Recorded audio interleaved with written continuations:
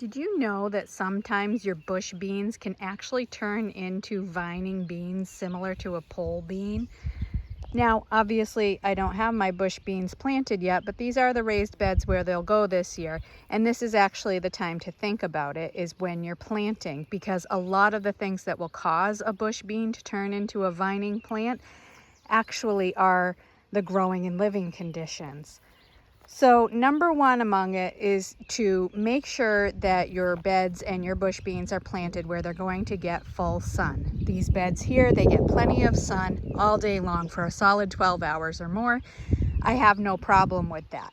But if you're planting where they're near something like a taller plant, for instance, if they were being planted near where those fences are that will have tomatoes and peas and things growing on them, that can actually shade out your bush beans, and that can send them up looking for more light and starting to vine. Some of the other things that cause bush beans to vine may be a little bit beyond your control.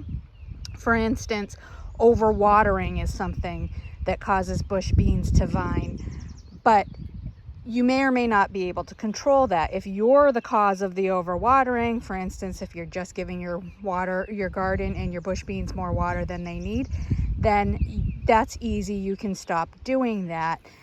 But if the cause is from natural rains, that's something beyond your control. However, something to know and to keep in mind, your bush beans will only need about 1 inch of water a week.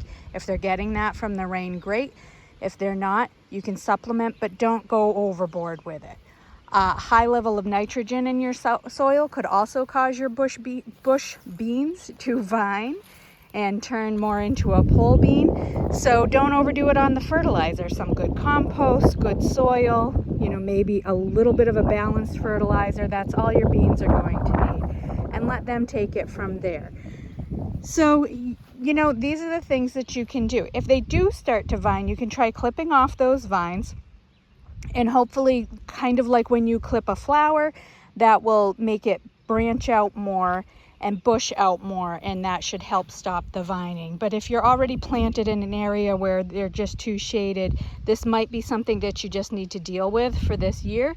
Maybe put in some stakes or a light trellis, let them climb it, keep up with cutting back those vines, and do what you can for this year and correct the problem for next. But if you haven't planted your bush beans yet, this is a great time to do it. Make sure they've got the right space, not overkill on the nitrogen, and that you keep water at a reasonable level. Good luck.